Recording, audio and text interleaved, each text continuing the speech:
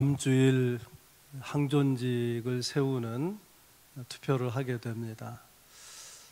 그래서 지난주부터 해서 항존직, 그러니까 교회 평신도 지도자들 어떤 사람들을 세우면 좋을지 함께 말씀을 나누고 있습니다. 좋은 리더가 세워지고 또 좋은 리더로 훈련되어서 하나님이 기뻐하시는 교회, 또 하나님께서 초대교회처럼 부흥을 주시는 그런 교회가 되기를 바랍니다. 오늘 봉독한 말씀 본문은 안수집사 항존직을 세우는 그런 초대교회 이야기입니다. 오늘 본문 앞에 어떤 사건이 나오냐면 대제사장과 사두개인 무리들이 사도들을 잡아다가 옥에 가둬버렸습니다. 그런데 놀랍게도 밤중에 하나님의 사자들이 나타나서 그 감옥에서 풀어준 거예요. 그리고 이렇게 당부합니다. 성전에 올라가서 이 생명의 말씀을 전하라, 복음을 전하라는 거죠. 그래서 사도들이 그 하나님의 사자들을 통해 주신 하나님의 말씀에 순종해서 새벽부터 성전에 올라가서 담대하게 복음을, 예수 그리스도에 대한 복음을 증거하게 됩니다. 그러자 그 소식을 듣고 다시 대제사장과 무리들이 사도들을 잡아서 위협을 합니다. 까불면 죽어, 그런 식으로. 다시는 예수의 이름으로 말하지 말라, 복음 전하지 말라는 거예요. 그런데 사도들은 전혀 위축되지 않았습니다. 사도행전 5장 42절에 이렇게 기록하고 있어요. 그들이 날마다 성전에 있든지 집에 있든지 예수는 그리스도라고 가르치기와 전도하기를 그치지 아니하니라. 이것이 5장 마지막 구절이고요. 오늘 본문 6장 1절이 이어서 이렇게 기록됩니다. 그때에 제자가 더 많아졌더라. 이 제자는 12제자를 말하는 게 아니라 교인들, 예수 믿는 성도들을 가리키는 표현입니다. 사도들을 잡아들이고 위협을 가하는 박해가 있었음에도 불구하고 교회는 계속 부흥하고 있었다, 그런 내용이죠. 그런데 오늘 본문 가운데는 이렇게 부흥하는 교회임에도 불구하고, 이렇게 은혜가 풍성한 교회임에도 불구하고 1절 끝에 보면 교인들 가운데 원망이 있었다라는 것을 볼 수 있어요. 왜 부흥하는 교회인데 원망이 있을까? 왜 하나님의 은혜가 충만하게 임하게 있는데도 교인들 가운데 원망이 있었을까? 그것은 구제하는 일 때문이에요. 그래서 여러분들에게 첫 번째 나누려고 하는 것, 드리려는 말씀은 왜 원망했는가? 구제하는 일로 원망했다, 그 내용을 나누려고 합니다. 예루살렘 교회 성도들이 두 가지 부류가 있어요. 하나는 헬라파 유대인이면서 예수 믿은 사람, 또 하나는 히브리파 유대인이면서 예수 믿은 사람. 헬라파 유대인 누구냐면은 이스라엘 팔레스타인 바깥의 지중해 연안에 살다가 이스라엘에 절기가 있을 때 와가지고 예배를 드리거든요. 그런데 그 절기에 성령 강림의 놀라운 사건이 있었고, 그리고 그 역사로 교회가, 처음 교회인 예루살렘 교회가 시작이 되는데, 그때부터 그 교회에 등록해서 신앙생활한 사람, 그들이 헬라파 유대인이에요. 당연히 외국에 살았기 때문에 외국어인 헬라어를 사용하고, 또 이 사람들은 개방적인 성격을 가지고 있어요. 외국에 살다 보니까 다양한 문화, 다양한 사람들을 접하면서.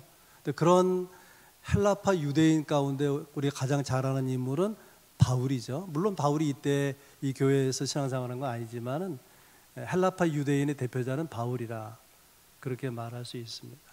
히브리파 유대인의 대표자는 그렇다면 베드로겠죠.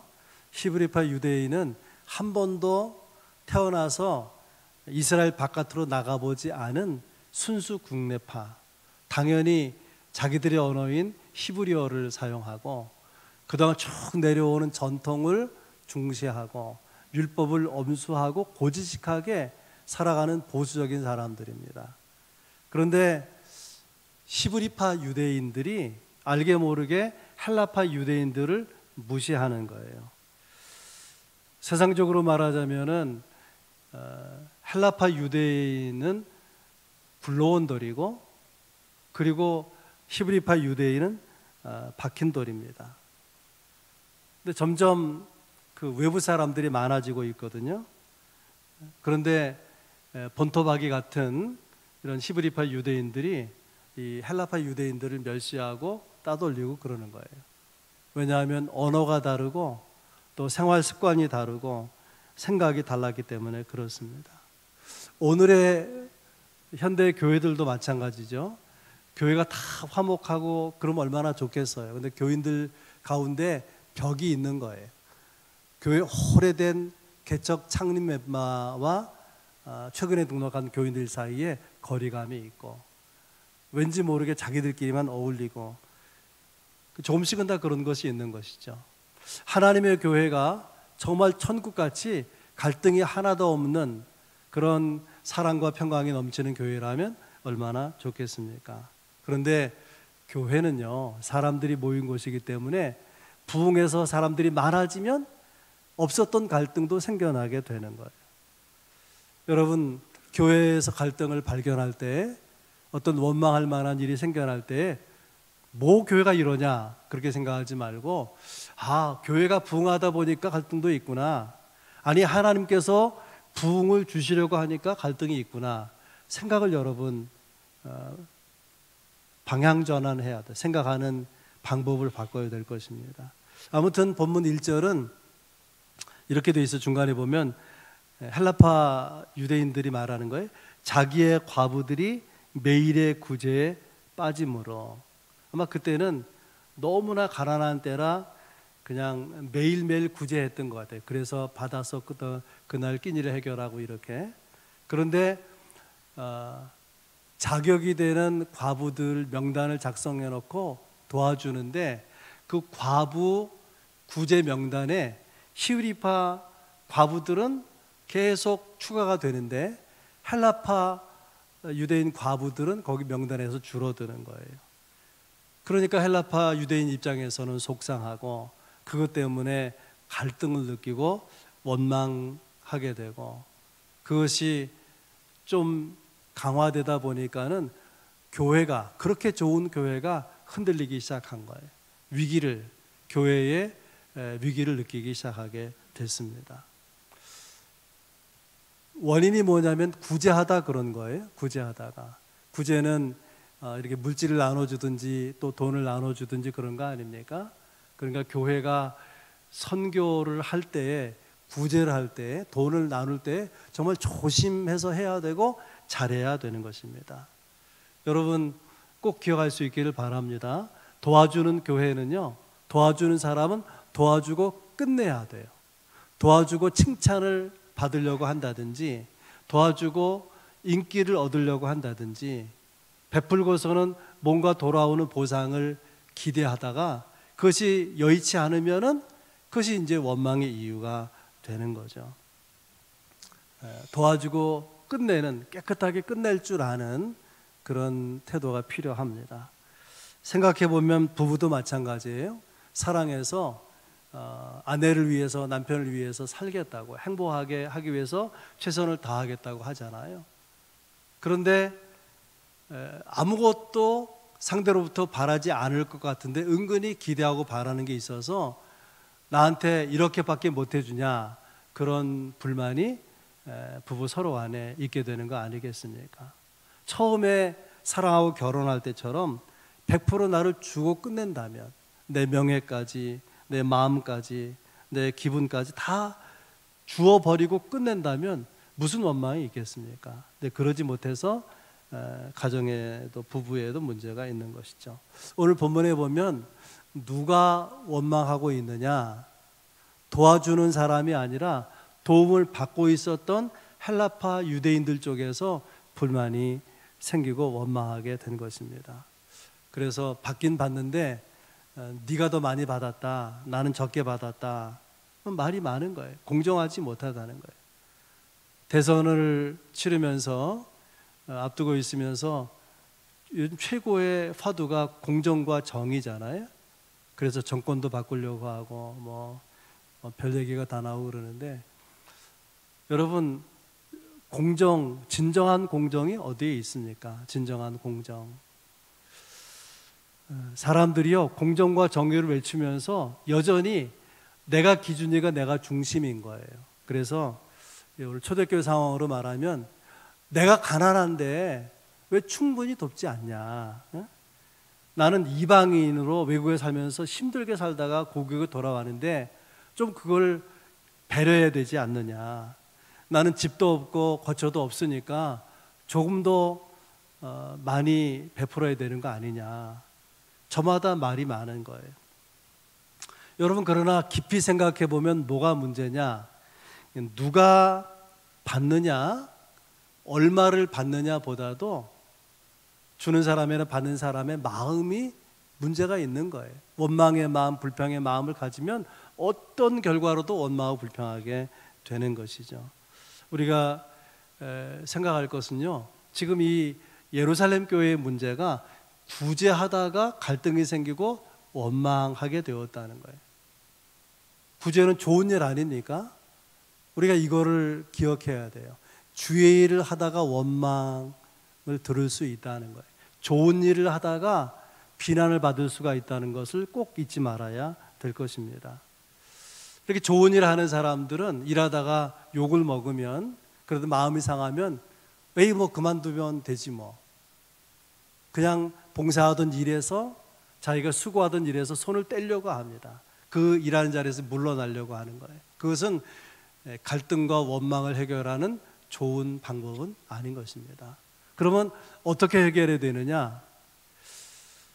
본질적인 것이 무엇인가를 생각할 줄 알아야 돼요. 내가 지금 이렇게 비난을 받는 것, 좋은 일 하다 욕을 먹을 때, 혹은 원망하는 사람들도 이 본질적인 문제로 우리가 이루고 있는 것이냐, 비본질적인 문제로 이루는 것이냐, 정말 가치 있는 소중한 문제로 그러는 것이냐, 아니면 그닥 중요하지 않은 문제로 우리가 물고 뜯는 것이냐를 생각할 줄 알아야 된다는 거예요. 생각해 보면은 정말 중요한 문제로, 본질적인 문제로 교인들은 갈등하지 않습니다. 영과 진리로 예배 드리기 위해 노력하다가 갈등하지 않아요. 또 어떻게 하면 좀 더 신앙생활을 잘할까 위해서 애쓰다가 갈등하지 않는단 말이죠. 교회 건축을 하는데 우린 벽돌로 지었잖아요. 벽돌 색깔을 무슨 색깔로 할까, 그거 가지고 갈등하고 싸우는 거예요. 교회 김장하면서 젓갈을 넣을까요 말까요, 소금을 많이 넣는가요 적게 넣는가요, 그거 가지고 다 생각이 다르단 말이에요. 그게 본질적인 문제입니까? 그게 그렇게 중요한 문제입니까? 그래서 우리가 마음이 불편하고 원망한 마음이 일어나고 그럴 때에 본질적인 문제인가, 정말 소중한 가치의 문제를 두고 그러는 것인가를 분별할 줄 알아야 된다는 거예요. 첫 번째 드린 말씀이고요. 두 번째는 어쨌든 예루살렘 교회 안에 있는 이 원망의 문제, 갈등의 문제를 교회는 해결하더라 그 말이에요. 문제 없는 교회 없고요, 문제 없는 인생도 없습니다. 중요한 것은 문제가 있느냐가 아니라, 문제가 있느냐 없느냐가 아니라 문제를 해결하면 되는 거예요. 아멘. 문제 없는 공동체 없어요. 문제 없는 가정도 없어요. 해결하면 되는 것입니다. 어떻게 해결하느냐를 오늘 본문이 보여주는데 세 가지 말씀드리겠어요. 첫째는 말씀을 붙잡았다는 거예요. 2절에 보면 12사도가 모든 제자를 불러 이르되 우리가 하나님의 말씀을 제쳐놓고 접대를 일삼는 것이 마땅하지 아니하니. 모든 제자를, 제자가 누구라고 했죠? 성도들. 모든 성도들 다 불러서 논의하는 거예요. 말하자면 공동의회를 연 것입니다. 그래서 사도들이 이 상황을 설명하는 거예요.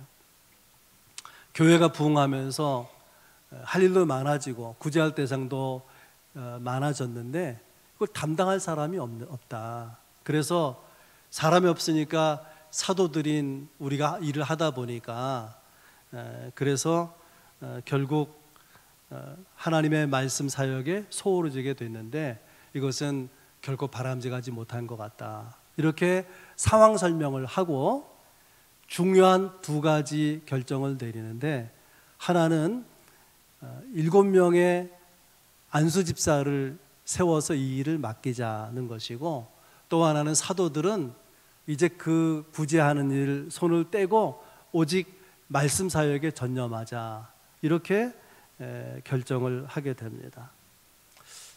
여러분 생각해 보세요. 사도들이 이제서야 말씀 사역이 가장 중요하다는 것을 안 것이냐? 그렇지 않아요. 왜냐하면 사도행전 2장에 읽어보면 사도들이 매일같이 성도들에게 말씀을 가르쳤어요.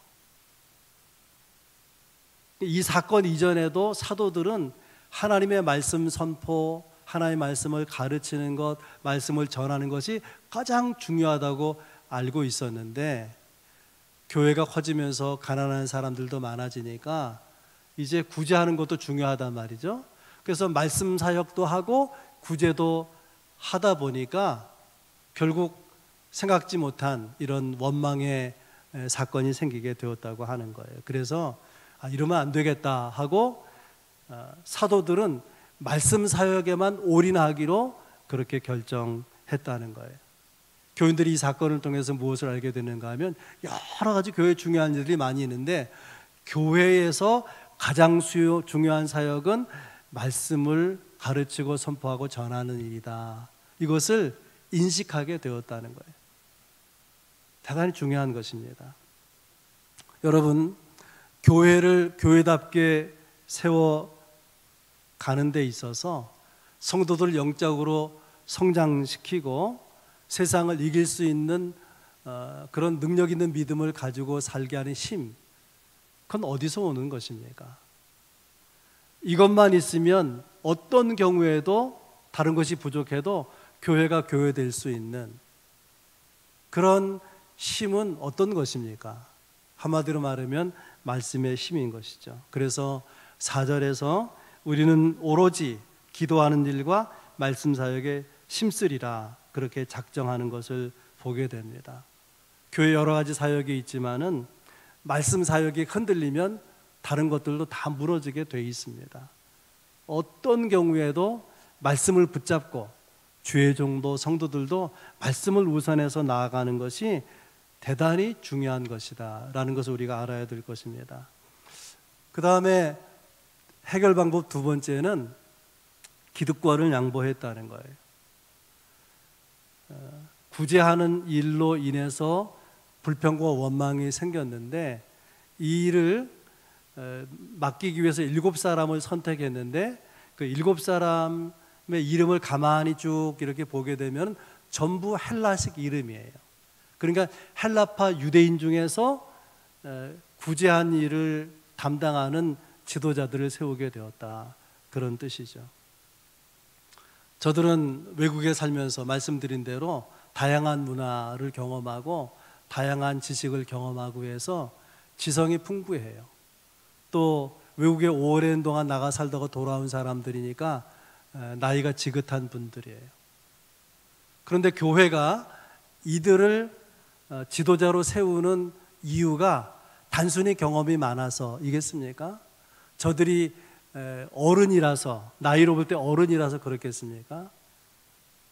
실제적인 이유는 헬라파 유대인 과부들이 구제에서 빠지니까 그동안에 억울했다, 그들에게 불리하게 일이 이루어졌다는 것을 인정하고 이해하게 된 거죠. 그래서 당신들에게 불공정하게 됐으니까 그 중에서 이 상황을 잘 알고 있는 여러분들이 지도자가 되어서 일을 전적으로 맡으면 좋겠다, 이것을 교회가 이해하고 헬라파 유대인들에게 구제하는 일을 맡겼다고 하는 거예요. 히브리파 유대인 입장에서는 이 중요한 돈을 나누어 주는 일을 양보한 거예요. 상대를 이해하고 양보하면서 교회의 원망의 문제가 해결되더라는 것입니다. 갈등이 없는 교회가 없고 문제 없는 교회가 없다 그랬어요. 그러니까 어떻게 화목한 교회로 갈 수 있느냐? 양보해야 되는 거예요. 양보. 내가 틀린 부분이 있어서 양보하는 게 아니고 옳은 부분도 양보하는 거예요. 어떻게 생각하면은 히브리파 유대인들이 훨씬 더 교회 사정에 밝을 수 있어요. 그렇지만 조금은 이해가 부족하고 교회 온 지 오래되지 않아도 그들에게 일을 맡기는 거예요. 신뢰하고 맡기는 거예요. 그러면서 문제를 해결했다고 하는 거예요. 세 번째는 사역을 분담한 것입니다. 여러분, 교회 일을 몇몇 사람이 혹은 죄종 혼자서 다 감당할 수가 없고요. 그렇게 하려고 하다 보면은 무리가 일어나게 되고 결국 불평과 원망이 생기는 거 아니겠습니까? 출애굽기에 보면 모세가 이스라엘 백성을 인도해요. 광야에서 인도해 나갑니다. 그 수가 200만이잖아요. 저들을 가르쳐야 되고 어떤 송사 문제가 있으면 재판을 해줘야 되고 또 이렇게 텐트 그런 장막을 옮겨서 광야 저 가나안을 향해서 가잖아. 이거 얼마나 힘들겠습니까? 그래 막 그냥 심신이 다 피곤한 거예요. 이걸 옆에서 지켜보던 장인 이드로가 이대로 가다간 모세가 제명대로 못 살 것 같은 거예요. 가나안 땅에 들어가기 전에 이스라엘이 그냥 와해돼 버리고 말 것 같은 거예요. 그래서 사위 모세에게 장인 이드로가 권면한 내용이 출애굽기 18장 18절에 나옵니다. 너와 함께한 이 백성이 필경 기력이 쇠하리니 이 일이 너에게 너무 중함이라. 네가 혼자서 감당할 수 없으리라. 그래서 장인의 조언을 따라서 이스라엘 백성들 중에 지도자를 세우는 거예요. 1000부장, 100부장, 50부장, 10부장을 세워서 다 일을 맡기고 그들이 감당하지 못한 큰 문제, 중요한 문제가 있으면 모세에게 가져오는 거예요. 그 심각한 문제, 중요한 문제만 다루고 다 맡기니까 시간도 여유가 있고 몸도 피곤해서 벗어날 수 있고 그래서 힘을 얻어서 이 광야를 진행해 나가는 그런 모습을 보게 됩니다. 여러분, 교회에서 항존직을 세우는 이유가 무엇이겠습니까? 항존직은 하나님의 일을 위해서 부르시는 거예요. 그 부름받은 사람이 항존직 직분자예요. 항존직은 그냥 직분으로 타이틀을 세우고 끝나는 것이 아니라 일을 하라고 하나님의 일을 하라고 부르시는 거예요. 부르시는 거. 목회자가 혼자 다 할 수 없기 때문에 도울 수 있는 교육자를 우리가 유급 직원으로 뽑고 또 교인들 중에서 목회를 도울 수 있도록 일꾼을 세우는 것, 이것이 항존직 선거 아니겠습니까? 어떤 사람들은 항존직 직분을 오해해서 우리가 항존직이 되는 것은 목사의 독주를 막기 위한 거다. 그래가지고 목사를 견제하는 것이 항존직이 할 일인 줄 착각하는 사람이 있어요. 절대로 그런 게 아닙니다. 여러분, 목회는 하나님이 주의 종에게 맡긴 거예요. 이 교회는 주의 종에게 맡긴 것입니다. 제가 담임 목사이지만 위임 목사잖아요. 위임된 거예요. 교회를, 성도들을 저에게 위임한 거예요. 저한테 맡겨준 건데 혼자서 감당을 못한다 그 말이에요. 그래서 부교육자를 세우고 또 일꾼들을 세워서 목회 사역을 이루어 나가도록 한 것입니다. 여러분, 그렇게 이해하시기를 바랍니다. 이대로 이해하지 못하는 교회가 너무나 많아요. 그래서 혼란한 거예요. 마지막으로 오늘 본문에서 배우는 교훈 세 번째는 합당한 사람을, 합당한 일꾼을 선택했다고 하는 것입니다. 6절 말씀이에요. 사도들 앞에 세우니 사도들이 기도하고 그들에게 안수하니라. 사람을 택하는 것은 교인들이 했어요.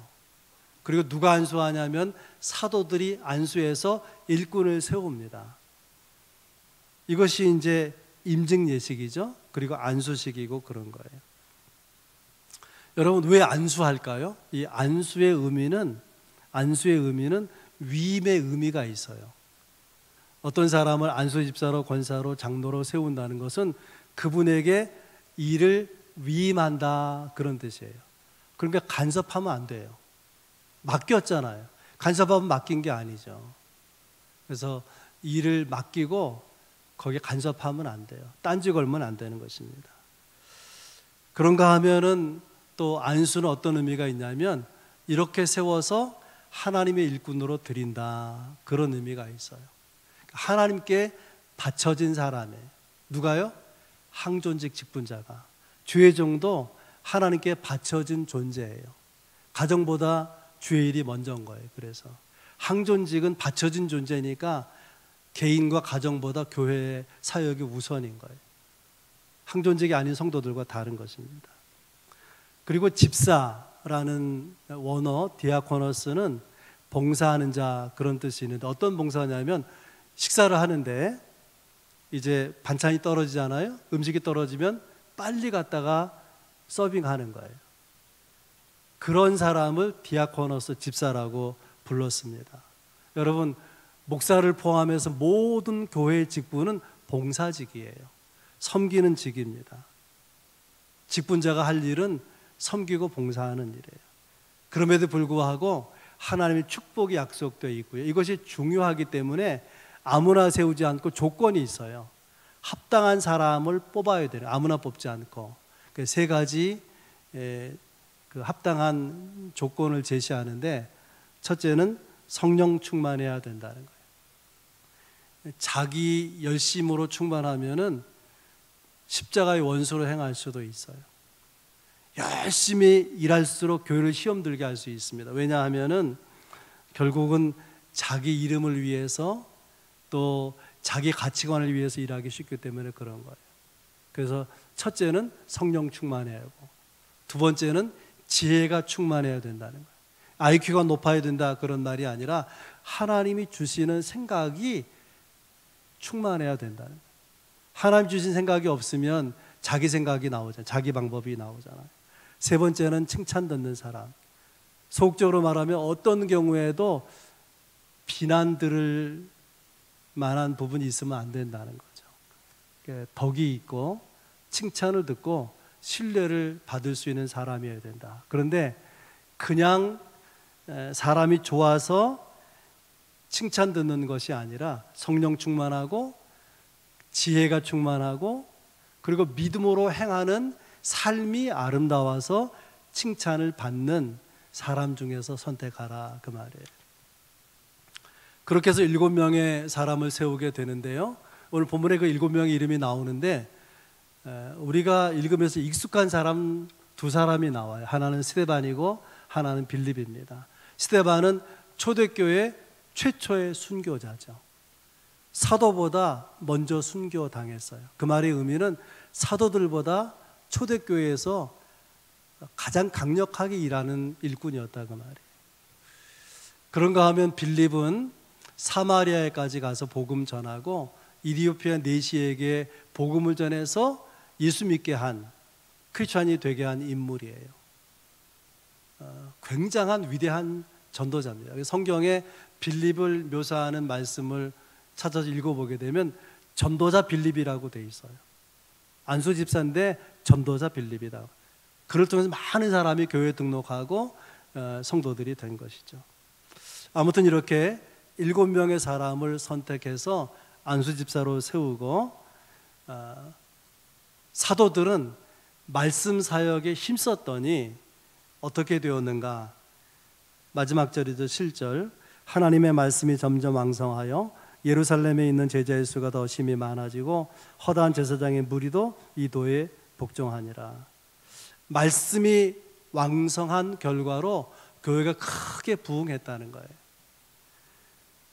성도들이 맡겨진 일에 열심을 다하면서 이제 사도들에겐 여유가 생기니까 열심히 말씀 사역에 전념하니까 말씀의 영향력이, 말씀의 능력과 권세가 나타나게 되면서 초대교회가 훨씬 더 부흥하게 되었다. 그런 이야기죠. 그래서 항존직을 세우는 거예요. 주의 종이 기도하는 일과 말씀 사역에 전념할 수 있도록 우리가 나머지 일은 돕겠습니다. 그 일을 위해서 일꾼들을 세우는 것입니다. 그러면 어떻게 도울 수 있을까? 어떤 일로 도울 수 있는가? 이게 중요하지 않습니까? 주의 일은 실력이나 또 지능으로 학력으로 하는 게 아닙니다. 은사로 하는 거예요. 하나님 우리에게 일하라고 은사를 주시는데 나에게 그럼 은사가 있나 생각해 봐야 되잖아요. 우리가 기도해서 은사를 받을 수도 있고 알 수도 있지만 일반적으로 알 수 있는 방법이 있어요. 그 일이 나에게 쉽고 즐겁고 다른 사람보다 효과적으로 일해서 열매를 낼 수 있다. 그러면 그 부분에 은사가 있는 거예요. 어떤 사람은 가르치는 데 은사가 있고, 어떤 사람은 노래하는 데 은사가 있고, 어떤 사람은 음식 만드는 데 은사가 있고, 어떤 사람은 청소하는 데 은사가 있고. 저는 청소 은사가 있어요. 청소 은사. 제 방 가보세요. 얼마나 깨끗한지. 안 그럴 수도 있지만 제 방 제가 다 정리한단 말이에요.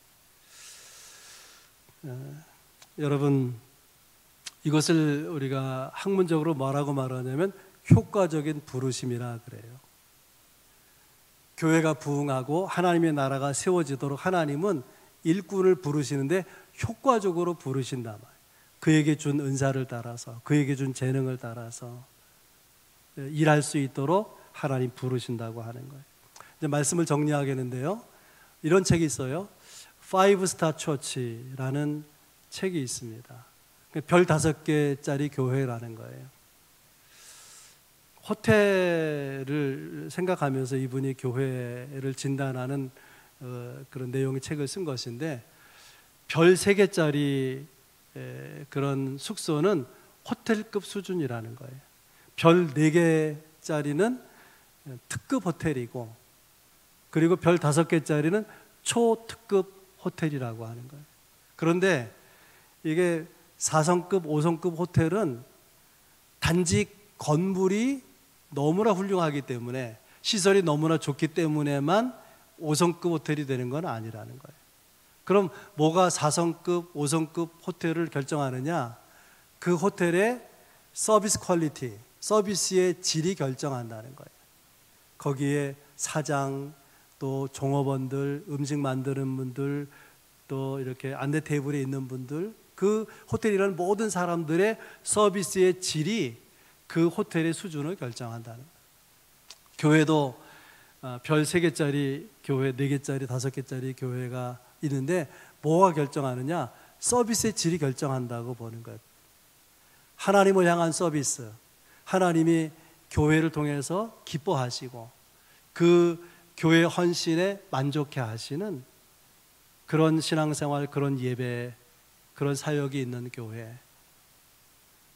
그래서 하나님을 만족하게 하는 교회가 된다는 것이고, 또 하나는 성도들을 향한 서비스, 성도들이 신앙생활을 편안하고 또 만족감이 있고 행복해하는 그런 서비스를 교회가 제공해야 된다는 거예요.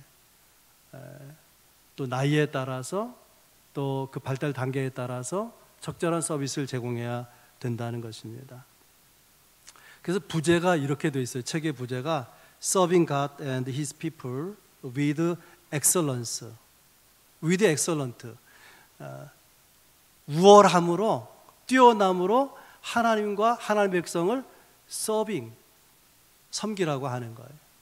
그런 교회가 될 때에 교회가 부흥한다고 하는 것입니다. 예루살렘 교회는 부흥하는 교회의 모습을 보여주고 있는데, 교회에 아무런 문제가 없었기 때문에 부흥한 것이 아니고요, 아무런 위기가 없었기 때문에 부흥한 것이 아니라 문제를 해결하고 위기를 기회로 만들었기 때문입니다. 어떻게 해요? 3가지 말씀드렸어요. 첫째는 사도와 성도들이 말씀을 첫 번째 자리에 두었어요. 말씀을 붙들었습니다. 두 번째는 문제가 있을 때 양보한 거예요. 좀 실력이 부족해도, 자격이 부족해도 불평하는 사람들의 이야기를 들어주고, 그리고 그들이 일할 수 있는 기회를 제공했다고 말이죠. 세 번째는 합당한 일꾼, 다른 말로 하면 좋은 일꾼을 세우는 거예요. 성령 충만하고 지혜가 충만하고, 그리고 칭찬 듣는 사람을 뽑았어요. 그들에게 일을 맡기고 그들을 신뢰해주고, 그리고 그들의 리더십을 따라서 순종했더니 교회가 부흥하더라. 그런 이야기. 그래서 오늘 본문 마지막에 이렇게 되어 있죠. 하나님의 말씀이 왕성하여 성도의 수가 심히 많아요. 그냥 부흥이 아니라 크게 부흥했다, 그런 말이죠. 이런 축복과 은혜가 항존지 성부와 더불어서 우리 교회에 있기를 주의 이름으로 축원합니다. 좋으신 하나님 아버지, 항존지 선거를 한 주 앞두고 있습니다. 좋은 일꾼이 세워질 수 있게 하시고, 또 일꾼들을 뽑고 또 일을 위임하고 우리가 그들을 신뢰하고 또 그 리더십에 순종하면서 초대교회처럼 부흥을 경험하는 교회 되게 하여 주옵소서. 예수님 이름으로 기도하옵나이다. 아멘.